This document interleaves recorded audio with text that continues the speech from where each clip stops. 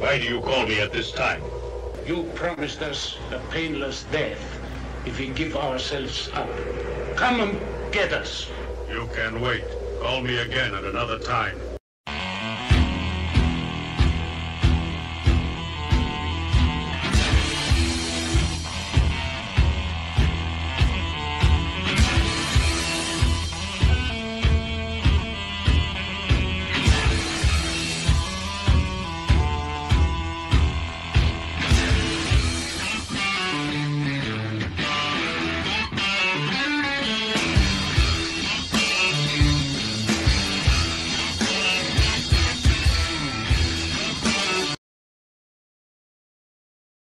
There's 3 rules you've got to follow. Keep you out of the light. Don't get him wet.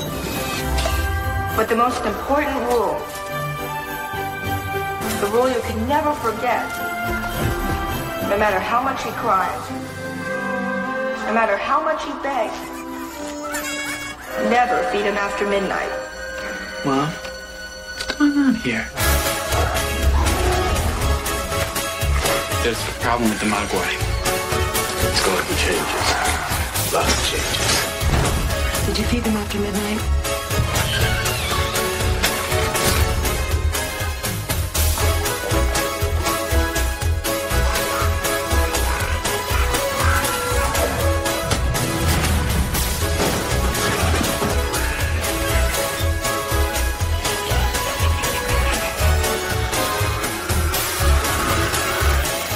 In a matter of hours, this town is going to be turned into a major disaster area. Now you have got to warn people.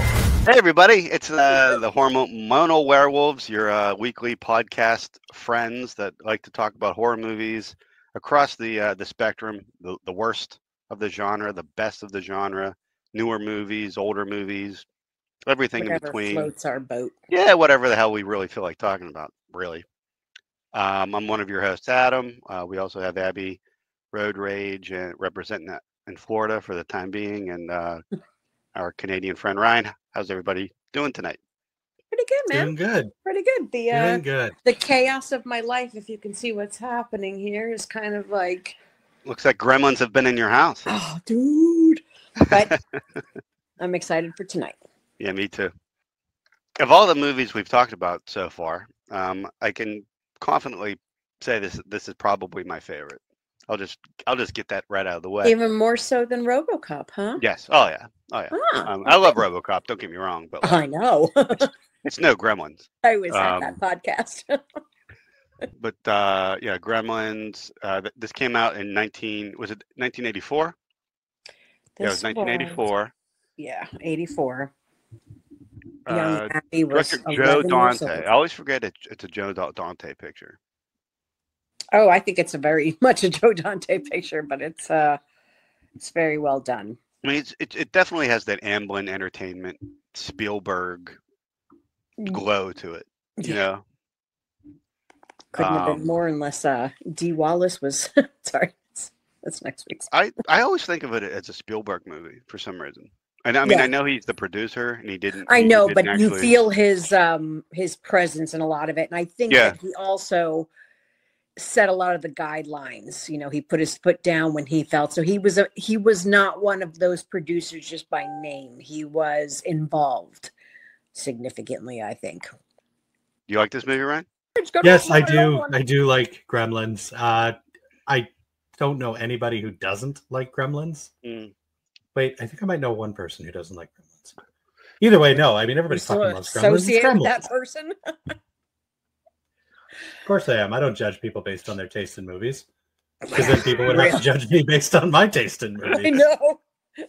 I know that I had mentioned this comparison during, I think, Pearl, like with Frank Capra and kind of like a parody of that. But if there's ever been a movie that was more of a parody of Frank Capra and like it's a Wonderful Life type movie, it would be Gremlins. With the town, the little small town. Does that town look familiar to either of you? Well, it reminded me of Bedford Falls, which is why I brought it up.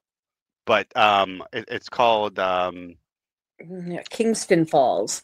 It's and, Kingston Falls. It's where they filmed Back to the Future. Yeah, see Bedford Falls, Kingston Falls. I love the small town feel. It's like Stars Hollow, if anybody watches Gilmore Girls. You know, it's that little town where you have like the little gazebo in the center of town, and it snows and everything's lit up and beautiful, and nothing bad would ever happen there. Exactly. I love movies that have these little towns like this, like Back to the Future, like stuff Same like set. that. Yeah. Oh, is that the same town? Is that the town? It's literally the same set. They use the same set. Oh, I love the depiction of Chinatown in the beginning. Although I will say, like, there's a lot of distrust of foreigners in this movie. It's the 80s, yes. Yeah. 100%. So you've got super racist Mr. What's his name? Futterman. Mr. Futterman. Mr. Futterman. Yeah. Love that dude. And he's always gone on about foreign this, foreign that. Goddamn foreign cars, they always freeze up on you. You don't find American machinery doing that. You gotta watch out for the foreigners because they plant gremlins in their machinery. I was just gonna say, you know, in the 80s, there was also this, like movies acted like the East was so mysterious. Like movies like Big Trouble in Little China, The Golden Child, The Golden Child, and this, like that they, you know, magic and monsters, and it's kind of like that Eastern sorcery mystique is really cool. I did learn one quite interesting fact about Barney the dog. Barney, his name is English. He's Mushroom is his real name.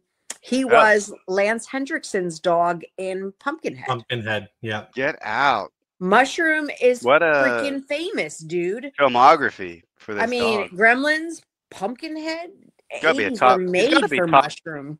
3 dog of all time, Seriously. cinematically. Yeah, he's telling Probably got Lassie, Lassie, "Stop, Benji, bitch." then him. Yeah. Then Damn. Mushroom. Then Mushroom. Mushroom. I mean, terrible name. I mean, I like Mushroom that. Head. What's his name? Mushroom. Oh, no, Mushroom Head. Just Pumpkinhead, but dog is Mushroom. The shop of where Mogwai, where Mr. Wings. Yeah, is it Mr. Wang's? Wing. Wing. I like love. chicken I wing. mean, I love it. I could watch an entire movie based on like his store, you know, just like yes, like Friday the 13th, the series, like an anthology, but based in his store. like an anthology based on like things that people come and pick up, and then he just kind of like tells a story about it or something.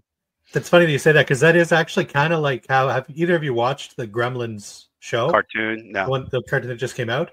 No. That kind of is how the show operates. Like it, obviously there's gremlins, but it's more like each week it's a different monster based on Chinese folklore. And Mr. Wing as a child he's trying to get Gizmo from point A to point B, and every episode it's a different mystical creature that they have to deal with. Well, that's fun. Like we're talking about the Chinatown scene where Mr. Wing and Randall Peltzer. I mean, we get the introduction to Gizmo here.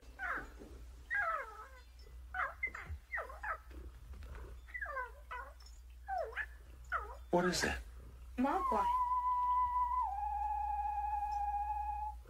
What's he doing? Singing. He does that sometimes. And I'm going to be honest, Gizmo, not as cute as I remembered him. I felt bad for Gizmo in this a lot. It's kind of ugly. In some scenes he is, in some scenes he's not. I still think he's adorable. There's two distinct, and I'll try to when I make this video later, I'll try to find examples. Examples There's of each two face. distinct Gizmo faces. Yeah. And one is absolute like Shih Tzu meets E.T. adorable. And the other looks kind of like that same thing if it like fell off and hit his face off a few branches. When we get because I know like for a lot of the close-ups they used a much larger Gizmo, and they used forced perspective and stuff like that to make him seem smaller. It was the only way they could get all the animatronics to work. That Gizmo is fine. It's more when we're dealing with the actual Gizmo-sized Gizmo. That's, I feel things are a little rough around the edges. Dead eyes. Get them dead eyes. Yeah. Looks like a drowned rat half the time. Oh, poor Gizmo. But I felt so bad, like when they, you give it to this white family, and like the first night they basically screw everything. Oh, dude, like the first night he's like wrapping his head in a bandage. I was like, see, you fucking klutz. Start, and then you got Corey Feldman Zach coming Galligan. Get it together. Pete, get it together, or we'll never let you make another waxwork. There needs to be so many more waxworks. There does, just not with him. Just not with him. Rand Peltzer calls the wife from the exhibit. What is he at? One of those conventions. And he's on the little payphone. Oh, the inventor, Robbie the Robot from Robbie the Robot goes by. Did you see the time machine behind him? Yeah, it's from the time machine. And then it disappears. They flash back. Oh yeah, in one scene. That whole scene is and then people are like looking around. It's actually Steven Spielberg. Noticed that before. Is riding around in like a buggy or something. It's too. Adorable. As a cameo, like Steven Spielberg. Steven Spielberg. Oh really? Yeah. Oh. Yeah, he's in that scene. So we're introduced to Billy, and like his car doesn't start. It never starts. Sometimes it starts. Sometimes it doesn't. I've experienced that. Teen, I think. It's a hapless. But is he a teen? Like he's friends. Yes. He seems like he's pretty buddy with Judge Reinhold. Well, I feel like there's history there. Billy, like they went to school together or something. Originally, Billy was supposed to be the same age as Pete, Corey Feldman, and then they aged his character up. And which there's is like why a it's kind of scene weird that they still hang out together. That they still hang out, and he's like changing in front of him, and there's that.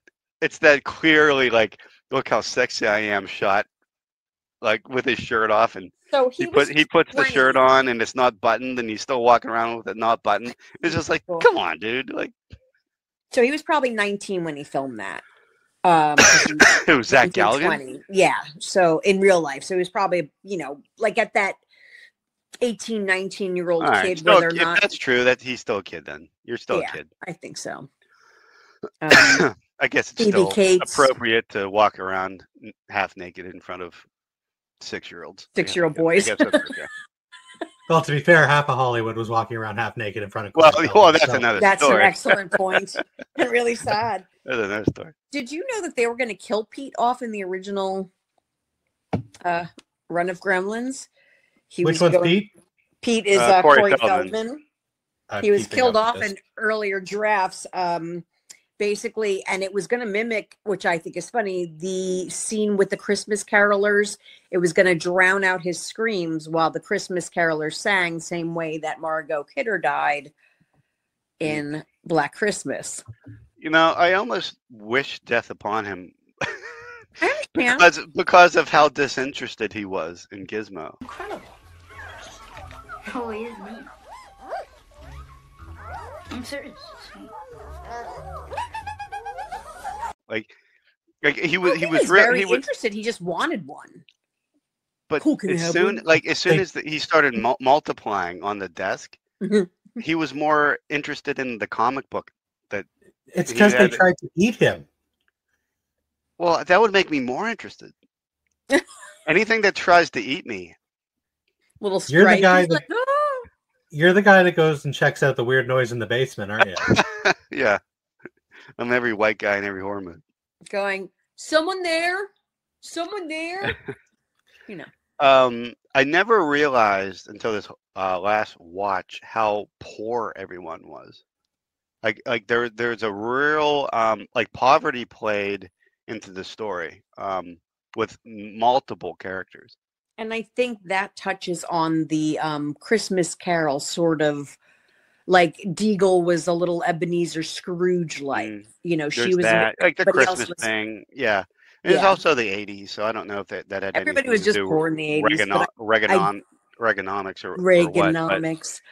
Like I definitely think she was the Ebenezer Scrooge. I think they were heavy-handed in that with her. Well, the little Chinese kid, yeah, Chinatown. So that's correct. Sells Mogwai because they. Well, I wanted to make sure I was They being need the money. exactly correct. Because they needed the money. Okay, mister. Here it is. All right. What about your grandfather? Forget what he said. He's crazy. We need the money. Now, come on. You want it or not? I want it. The woman with the two kids She couldn't pay. that are begging to $20 short. Mrs. Deagle, like, we just got jobs, we need 2 weeks. Yep. And the kids are like, I'm hungry. Mrs. Deagle, it's Christmas. Well, now you know what to ask Santa for, don't you?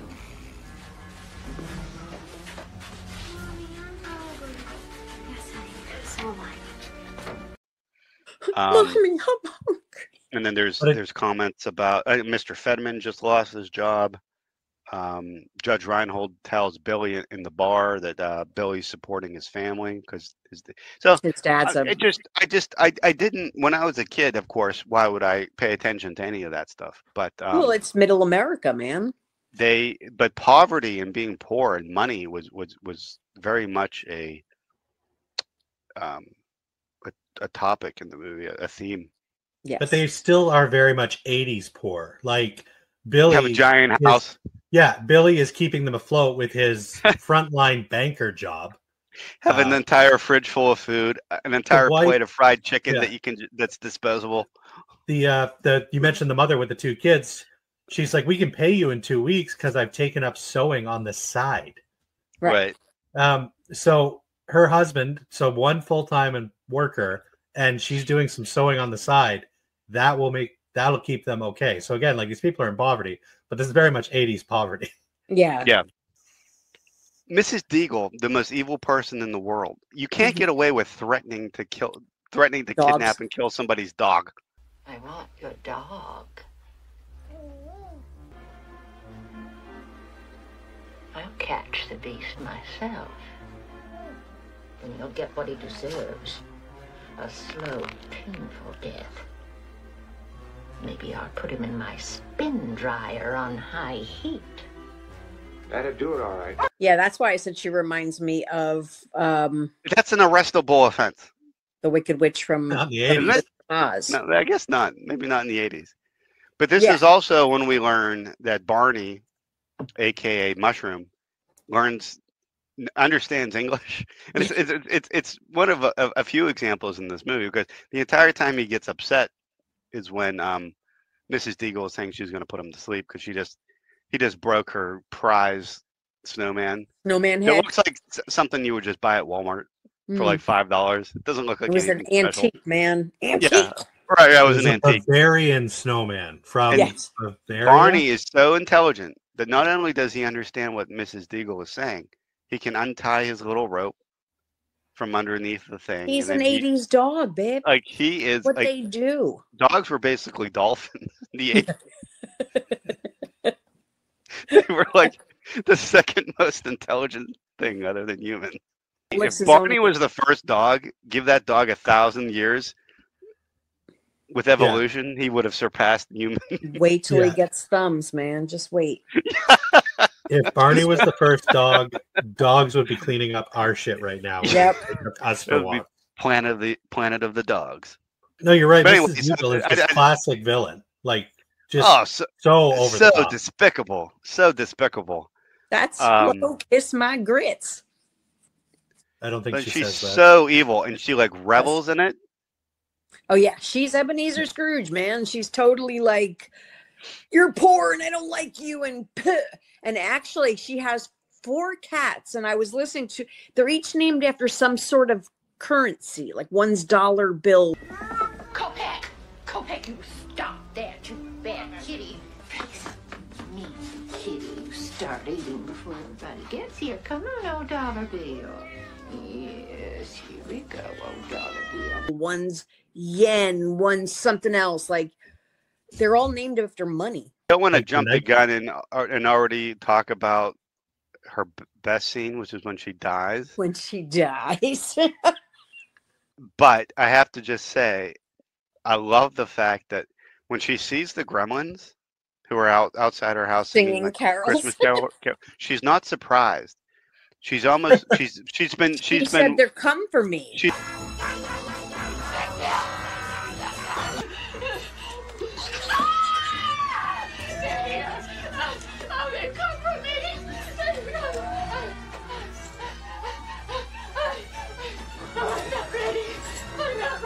been waiting for this. She's been waiting for like she's so demons evil. from hell. Exactly. To come and grab her. Waiting for them to come up and grab So her. she's not surprised. Like she's been waiting for this day. I think that's fucking hilarious. They've come for her, man.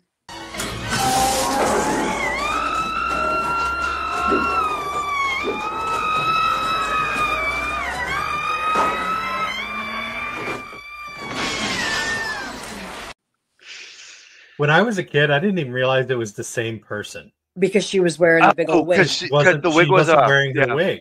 Yeah. No, that was a massive. Yeah. I don't think I realized it either, Ryan. You're right. So when I was a kid, I know. Like, why is this lady being tortured by these creatures?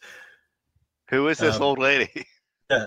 I mean, I get it. The Gremlins are bad. Castleberry. They were really focused on this poor woman. Like Randall bringing Gizmo home, they immediately fuck it up before he's even out of the fucking wrapping paper. Right. Well, I like that he shakes the box. Like, I'm sorry, you hand someone a box, just say fragile, you know, shaking it. Who does that? It's really the mom takes that. Actually, this brings up a good point. So the mom, this is how they immediately fuck it up because the mom takes the Polaroid, and Gizmo's all like, bright light, bright light. But Hurry. No. What happened? He hates bright light. we've established that a flash from a camera. No, in this one, cameras don't kill them. They don't kill them; they just annoy them, and they always. But in Gremlins 2, hurt them. The camera. Well, it does also kill depends because I think with that it was the lights from the studio that was not the camera light. But yeah, so you have the what is it? Bright light, sunlight will kill them. Water can't get them water. wet. Corey Feldman fucks that up instantly. Oh, I happened to just throw my water. But also, like, Billy, you know this rule: get the fucking water off of your desk, you jag-off. Right? Like, or at the very least, you know, keep the water on your desk. Don't put Gizmo fucking there. Yeah, exactly. I like the well, we won't talk about Gremlins 2, but that they do make fun of the fact of don't let them eat after midnight because it's always midnight somewhere. Somewhere, yeah, timeline, and again, this is something in the show, and they actually make fun of the whole midnight rule. Yeah, and in the second movie, when they're saying the 3 rules, he says, "And never feed them when the moon is at its highest point in the sky." And he's like, that, and the other person's like, that seems like one of those rules that someone is going to oversimplify later on, and it's going to cause a lot of problems. That's hysterical. I have a giant, beautiful house. The eggs just cracking all over So, the place. I always wonder, like, did he hit it? Did he hit it big once with something once? Like, one of his inventions paid off. They were able to like buy that house and everything, and then he just was never able to like get another invention that did anything. No more. I like to imagine it was the Pelter juicer, and you have the chicken egg thing. And I love that Billy was just terrified of every one of them. He's like, yes, it was so funny. Him and the mom were petrified anytime they had to try to. But the mom was so just like, oh, it'll be fine. But their relationship was actually kind of beautiful. Yeah, that's adorable. When like it's the coffee. And it at first it's coming out okay, and then it's coming out like motor oil. Like motor oil. Yeah. And he comes out with the spoon. He's like, what's wrong with this? Yeah. I don't think we can drink this. Why? What's wrong with it?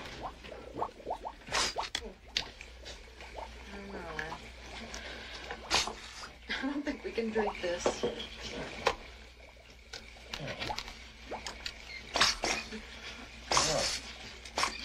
What's wrong with this? So we determined that idiot Corey Feldman dumps the water on him.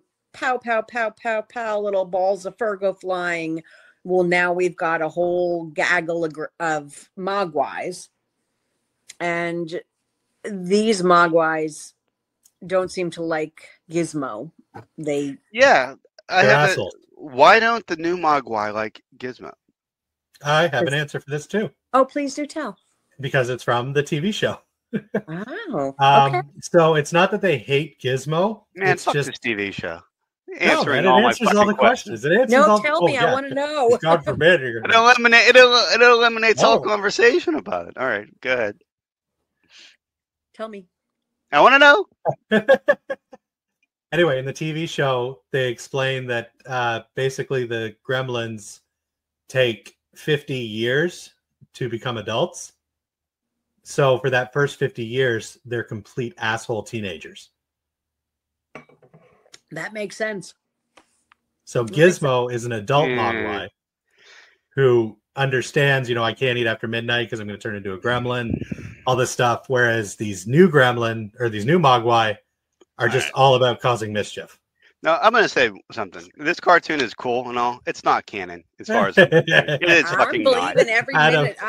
I'm not. Adam hates that every single thing. Look, it's not that they were petulant teenagers. They were straight up evil. They're stringing up the dog. Look, I had my weird teen years. I never fucking strung up a dog. What bothers me is Gizmo. Look, he was in a lot of pain when he gets wet, and it upset me that then later he takes this poor baby to his teacher and says, "Look at this," and drops water on him again to show him. That was cruel. That were my baby, and you saw the pain that he was in, and you did. Well, he didn't take Gizmo to the teacher. No, he took one of the other ones. He took one of the other ones, right? But he didn't care about because he was a dick. So with the whole Gizmo popping things out of his back, I always was one of the ones that strung up his dog. Yeah. Sorry. You ever have one of those blind zits on your back that you just can't pop, and even just lying back on a chair, like it really hurts? Mm-hmm. Yeah. I always took these gremlin, like these Mogwai popping out, would be like if that blind zit was working its way up and finally just out your back and finally just burst itself. Yeah. But times that by 5. I just feel it would be a horrific experience. Bunnies. Let's talk about the biology of a Mogwai for a second. Okay, let's. First of all, he got a lot of blood out of that little Mogwai's arm, but yeah. So, and then a lot of blood. And I'm not like a scientist, but blood has plasma. Does plasma not have water in it? Isn't blood? There's no water in blood? So this movie takes place at Christmas. What's snow? Right. Excellent point. Excellent point. You know what's funny? I don't know that ever occurred to me before because you see Spike coming up out of the snow. Yeah, no, they're all just snow. But I mean, they might be cold-blooded. They could be cold-blooded. I mean, they're obviously mammalian when they're Mogwai. And when they go through the metamorphosis, they're clearly reptilian. Reptilian, yeah. Because even their blood is now green. I mean, it's a liquid. I mean, blood's a liquid. It's like they don't drink anything, so they don't pee. Right. Because pee is also a liquid. But I mean, we've never established what their genitalia even looks like. They could just have cloacas and be like birds. And just sort of do they shit? I mean, they eat. It's got to go somewhere. They eat, but unless it just absorbs inside of them. I forgot that, like when the other Mogwai tricked Billy into giving them the chicken, which is like what a gross scene. They're like eating like chicken, like, and it's all like slime. Oh my god, yeah, the slime stuff. I forgot that Billy actually offered Gizmo. Yeah, and he said no. You want some chicken? No? All right. So, and then that made me wonder two things. One, like, did Gizmo, was that just a coincidence? He wasn't hungry, or did he know the time? No, I think he knows he's not. Because if he knew the time, why didn't he alert Billy? Like, don't fucking do that. Well, I think he was, like, they basically had him pinned in a corner. Like, they're all in the thing, throwing stuff at him, and, he now, was... If you watch it, no, he was totally chillaxed. He was reading a comic. Having fun? Pretty neat, huh? He was reading a comic, and he had 3D. He had 3D glasses on. Just being the adult. He was living his best life. He was. And then Billy offers him a piece of chicken. And he's like, nah, I don't want it, which is cool. Maybe he just wasn't hungry when, and it maybe it was just a coincidence. But it's just like, did he know? Did he feel something? I feel like being an adult Mogwai, he would know. Being no, you know what? I'm wondering if he did though, because that got him sad. He was reading a comic. He was in his own little world. So that's gonna permeate throughout the entire episode. He's the adult Mogwai because this cartoon that was made 2 years ago says that it was. I think Gizmo was just in his own little world having a great time, and he was like, you know what? No, I'm not hungry. Because even in the morning, when Gizmo sees the cocoons, his first thing is uh-oh. He says uh-oh. Mom? Yeah? Mom, could you come up here, please?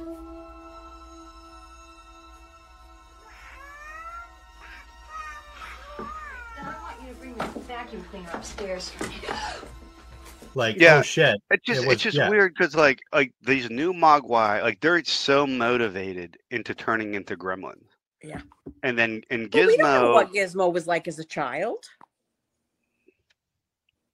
Mr. Wing had him for how many years? Adam is so upset. I know. He Gizmo is basically motivated just to be Gizmo. Like he doesn't want to be a gremlin.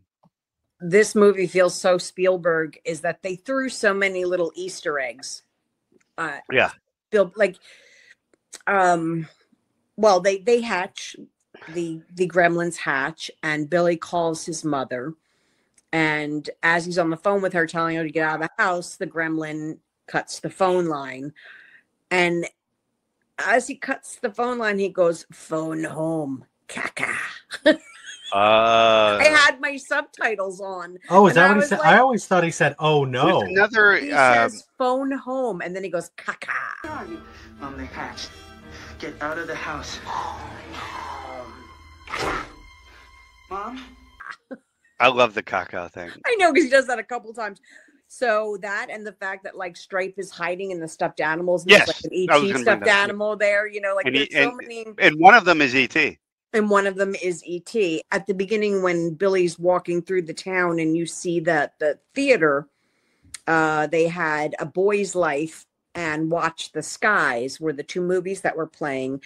And A Boy's Life was the original name for ET, and Watch the Skies was Close Encounters. So, like, it's just cute little nods that they did. And I love finding stuff like that out. I think it's more Spielberg just smelling his own farts. Well, yeah, probably, but he can. He's quite, he made quite the big movies. That's another thing. How do you guys feel about the gremlins in this movie? I love. Yeah, go ahead. I love the designs. I think they're top notch. They look. I love how they look. I love how they look. I love how sinister and nasty they look. I know, that's what I mean, because like the design is very different in the sequel. I do prefer the look of the gremlins in the sequel. I like that they have the different colors. They're more cartoonish, aren't they? Cartoonish. They're slimier. Sillier. The metamorphosis, like a regression and evolution when they do it. Given that a lot of this is based on, like they hair. Not based, but they do like a Chinese, like a lot of this is Chinese mythology. Yeah. I looked at them more as like dragons. Little dragons. Little dragons. Little demons. Yeah. They've got longer arms. They like Gizmo just got these nubbins. How much trouble are you gonna get into with these little nubs? Especially with their arms and everything else, like they just have the ability to get into a lot more shit. They're cute little teddy bears that have to have people hold them and carry them. Yeah. And whereas then once the gremlins are self-sufficient. I'll say this. Billy's mom is the goat. Goat of gremlin slayers. Slayage, yep. Yes, I'm glad you went back to this because we completely overshadowed what is arguably my favorite part of the movie. Entire movie, yeah. Yeah. And also the scene that I point to when any jabroni comes to me and is like, "This isn't horror. This is blah blah blah." I'm like, "Have you seen this movie? Watch the scene. It's absolutely horror." Another one in the microwave. No, like every gremlin in this movie dies horribly. Yes. Horribly. Now, weirdly, don't ever shy away from showing it. She goes up and investigates the eggs that have hatched, and there's all that fog coming down. Yeah, and all the cocoons just like look like gross crusted boogers. They look like they're so gross. I forgot how gross the actual cocoons looked. Yeah, they look gross. Tell us how you really feel. They somehow look firm and soft at the same time. just like how the word. Yeah.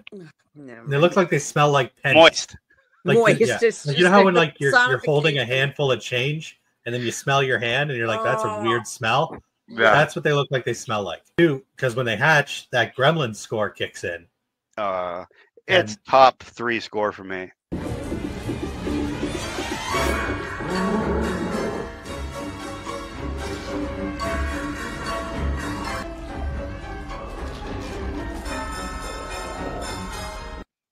My kids, like when we were in the car, my kids would request the Gremlins song. It's such over and over and over again. It's so perfect. Like just maniacal, joyous chaos. Yeah. Right? Like it's somehow that music encapsulates the feel of these creatures. Yep. Like it just it's the music 100%. Version of the shit they're starting. But yeah, no, I'm glad you brought up and the Gremlin massacre afterwards. Like, well, yeah, so yeah, Billy's mom, who is basically just Ripley,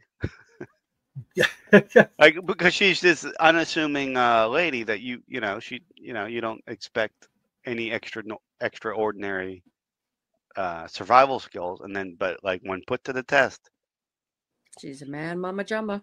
She's like, oh, fuck you. Get out of my kitchen. And she just, the blender thing, she stabs one to death, spraying one with a Lysol right in the eyes, and then sticks him in the microwave. In the microwave, man. Blows him up. Like, I like to think, in my made-up world, the Mogwai have like this oral history, this rich oral history. And in 2023, the Mogwai are still talking about Ellie's mom and what a badass she was. The kitchen massacre. She's like the Paul Bunyan of their kitchen massacre of '84. Yeah, she's like Billy's mom. They have like some little shrine to her. And she almost does it. She almost pulls it off. Like there's Stripe. Like she gets rid of everybody except for Stripe. If it wasn't for the one hidden in the tree. Yeah. Which is cool. Like after going back and rewatching, you can see that fucker in the tree. If it wasn't for Stripe, like Billy's mom would have ended the problem night 1. Yeah. On her own. But Stripe, that son of a gun, decides to go to the YMCA. She killed them all. Except for Stripe. That's crazy. She didn't kill the tree one. Billy killed the tree one. All right. Well, Stripe decides to go take a trip to the old YMCA. Stripe jumps into the swimming pool, and now we have a butt ton more gremlins. And this is basically when the gremlins apocalypse starts. We get that great claymation shot, like yes, Harry. I think it's the only Harryhausen stop motion effect in the movie. Mm-hmm. But it's so good. It's so great. Yeah, it's awesome. I love it. It doesn't take me out of the movie at all. I love how unnatural it feels. And they just like keep coming and coming and coming and coming. Dozens of them. So good. I did have a question for you guys. Are the gremlins that Mr. Fetterman is always talking about gremlins? Yeah, gremlins from World War II. Gremlins he faced in the war. Mm-hmm. Gremlins that you put in your little watch. They're still shipping them over here. Put them in the cars, they put them in the TV, they put them in the stereos and the radios you stick in your ears, they put them in your watches. They got little teeny gremlins for watches. I don't think it's such a good idea that you drive. Why don't you walk home? And like stuff like that. Are these monsters, are they the actual gremlins that Mr. Fetterman is talking about from the war, or did they just fit the profile so that's what everybody calls them? Yes. But when the his plow comes through the fucking living room. Great scene. Futterman points to the plow and says, "There's a gremlin in my cap."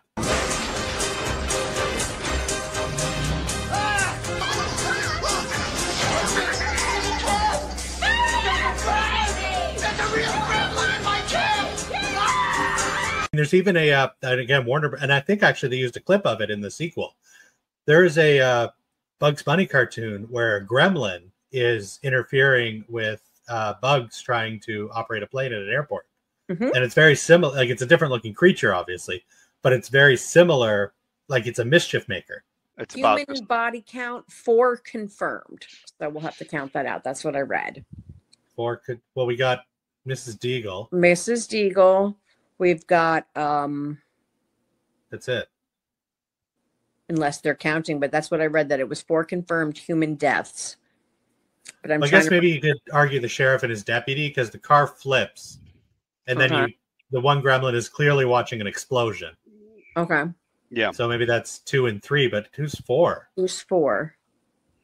Santa? I do love that. The guy that definitely the guy that was crawling all over, like the people that they refused to help. Yeah, he had like 8 gremlins on him. Yeah, he's dead. I love that Judge Reinhold can't get Phoebe Cates in this movie either. He tries and he tries. That is a wasted opportunity. Earlier, the best thing, one of the best scenes in the movie is like when he's trying to get her to go back to his apartment, and he's like, "Hey, baby, come see my new apartment. I got cable TV." And Kate, you haven't seen my new apartment. I haven't seen your old apartment. Come on, we're talking cable. And I'm like, man, that's all it took. That was a big thing. But he's like, when are you going to come see my new apartment? And she's like, I haven't seen your old apartment. We never get closure with Judge Reinhold's character. Yeah. Yeah. His parts were cut significantly. He was such a great character. He's so slimy. What was his name? Gerald. Dick? Yeah. You never saw him again. He just disappears. Yeah. Yeah. Again, I think in the original he was going to be more of a character, and they just decided to. And that's too bad, because you had a whole nother character. You could have had the Gremlins. Like, that's the thing with Mrs. Deagle. You enjoy watching the Gremlins torture her because she's such I love it. Lousy character. And Judge Reinhold's character isn't as bad as Mrs. Deagle, obviously. He's just a sleazeball. Just a douche. But it still would have been fun to see the Gremlins fuck with him. So the bar scene here it's kind of like the Mos Eisley's Cantina of Gremlins. Scene exists solely to show off the creature design. Yes. Exactly. But also, I love how they just immediately, they're just getting drunk. Smoking cigarettes. Fucked up, and they're wrecking shit. I mean, there's so many things you could pinpoint. Like, one of my favorite scenes in the movie is in this bar scene. I fucking love that, like, film noir gremlin. I have that written down. You can talk about it.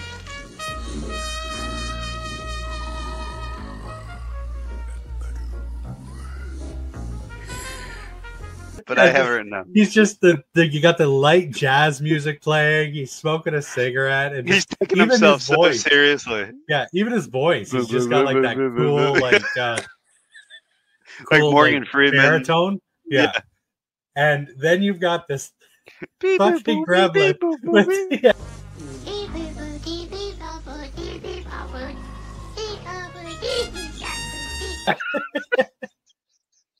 and then he puts the puppet down, and the gremlin's just like, ah. The other guy's just like, he's just like, what the fuck is going on here? So I love it, and that's it.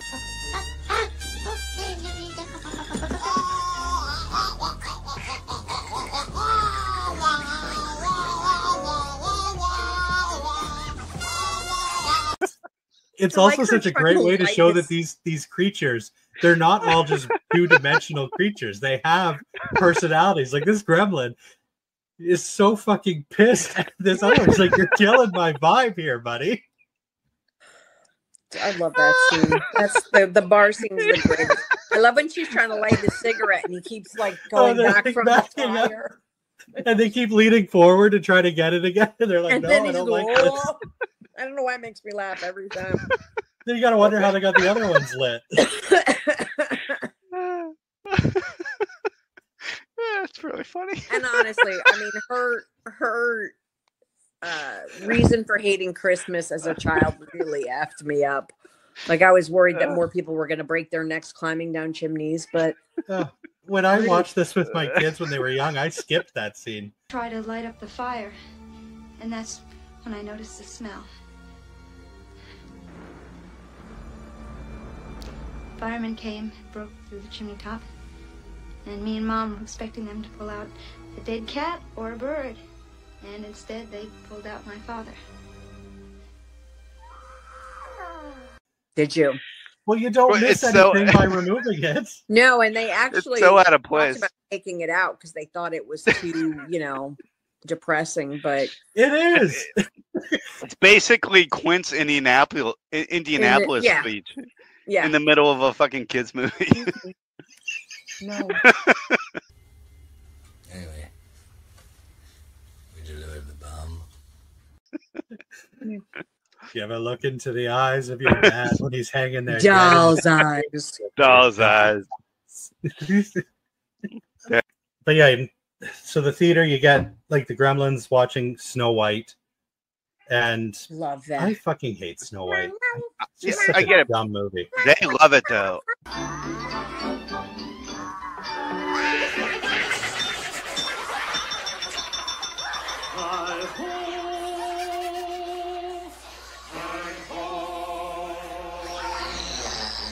And I love that they love it.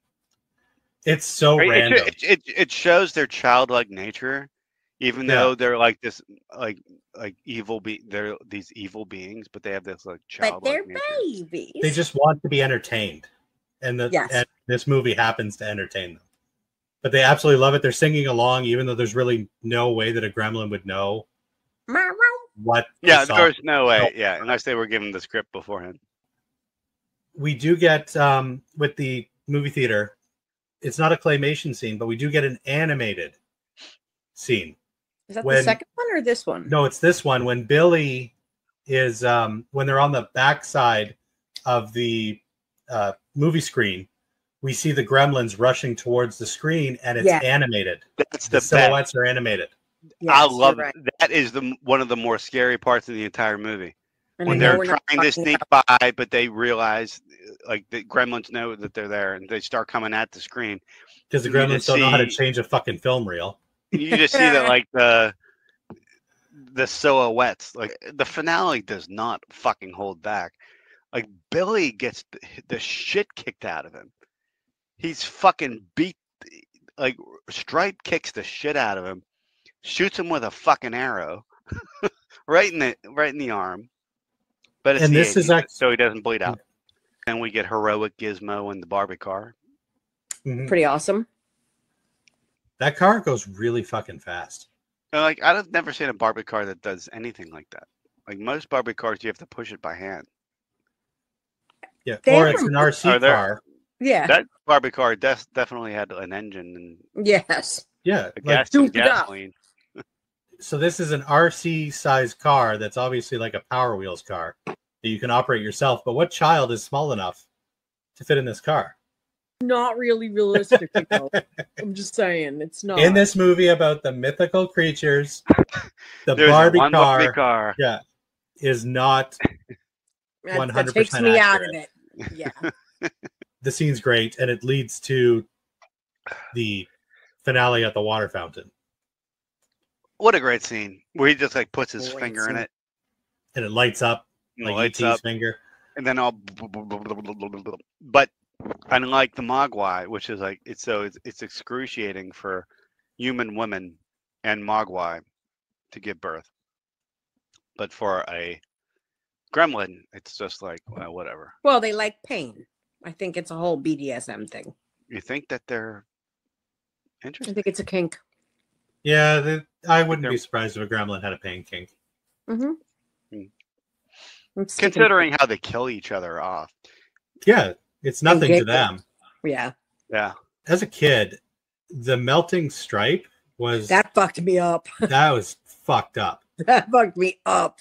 Yeah. Like, not complete skeleton stripe that, like, jumps out of the fountain at the end. I'm talking, like, the halfway point where it's... Yeah, where his face is melting into green goop. Yep. Yeah, it looks like the Nazis in Raiders of the Lost Ark. The sound design in that end scene, like the music, it sounds like, I don't know, a Warhol dying. Like,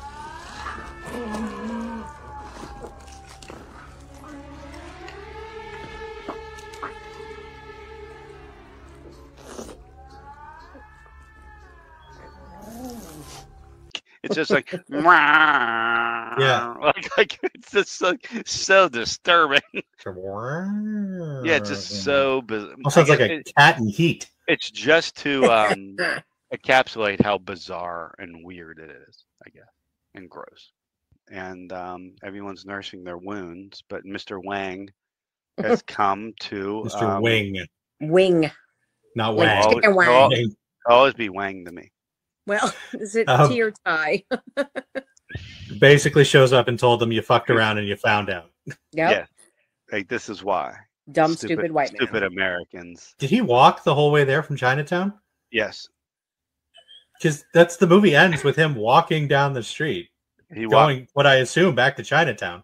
The whole scene is just a gut punch. It's heart-wrenching. Gizmo comes out and says, "Goodbye, Billy."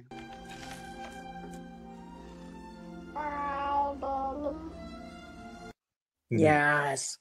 I want to jump out a fucking window. So that's Gremlins. That's Gremlins. There are certain movies that we'll always talk about where there will be some debate for me about where they will rank. This isn't ever going to be one of them. This is one of my absolute favorites and always will be. This is up there in the upper echelons of great movies like Star Wars, like Rocky, like Jaws, like Indiana Jones. One of these movies that I will watch every year for the rest of my life without question, and will enjoy it every time. So I give it a 5 out of 5 ridiculous threats made to a dog that didn't deserve it. You'd better keep him behind locked doors, because if I catch him, he's in for slow death. That's fair. All right. Well, this movie was definitely a childhood favorite. I was 11 when this came out. It stuck with me. There are certain scenes that affected me greatly, and I had not watched it in a few years, so I was really excited to sit down and watch it again, and it totally holds up. It's wonderful. I give this 4.5 Mrs. Deagle sabotage chair lifts where she shoots out the roof. Love it.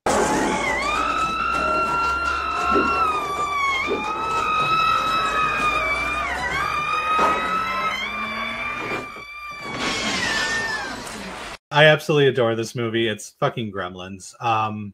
It is almost a perfect movie.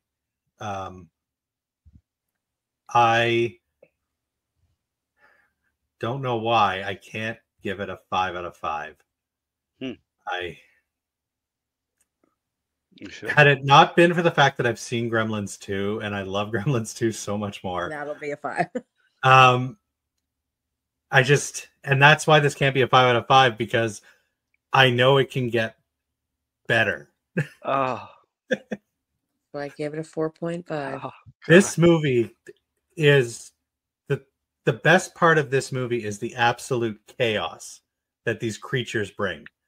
And we get that amazing bar scene, and they don't reach their full potential to be these mischief makers. They need bat wings and spider legs for that. No, they need they need fucking gremlins with Uzis. This is a near perfect movie. I absolutely adore so much about it, from the score to the amazing practical effects. I am a sucker for a creature feature, and this is one of the best ones of all time. I can't give it a 5, but I'm going to give it a 4.75 bathroom buddies out of 5. Oh, that's a, Bathroom I think Buddies. originally I was going to go with Bathroom Buddies. I totally forgot. I'm glad you didn't. You laughed. You know what? No. You know what? Fuck it. It's okay. It's 5. This is a 5. I can't do it. And you know what? Gremlins 2 I like better, but that's okay. They're both 5. No, this is a 5. This is a 5. 4.7. It goes down in the record for 4. No, it doesn't. Fuck you. No, there's no fucking. We're not keeping this in a fucking log or anything. This is a 5. I can't. I love Gremlins 2 more, but this is still a 5. This is one of the best creature features of all time. It's a friggin' child-friendly horror movie that still manages to be fucking terrifying. No, it is. But no, I'm trying to argue why this can't be a 5, and I can't think of any good reason that it isn't. Right. So no, it's 5. 5 Bathroom Buddies. All right, fair enough. With the shaving cream with attached. the shaving cream that shoots out. That big hockey's your face. What's this button on? Don't push that. Yeah, 5 out of 5. He gave himself a pearl necklace during a very integral scene. Well, hey, it's another episode from the Hormonal Werewolves. I'm Adam. I'm Abby. That's Ryan. Hi. And now we have an outro that's even better than the intro. So stay tuned. So stay tuned for the credits. Yeah. And it'll give us your email address and everything. That's true. But in case you miss it, it is hormonalwerewolves@gmail.com or hormonalwerewolves3 on Facebook, on Instagram, and all the other things. So check us out. Bye, guys. Bye. Bye.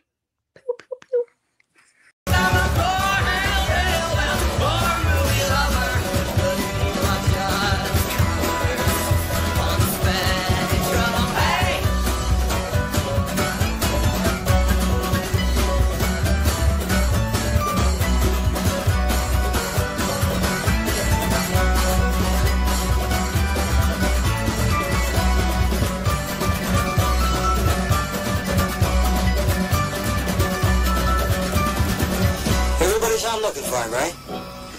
Yeah. Where do you think he's gonna come back to?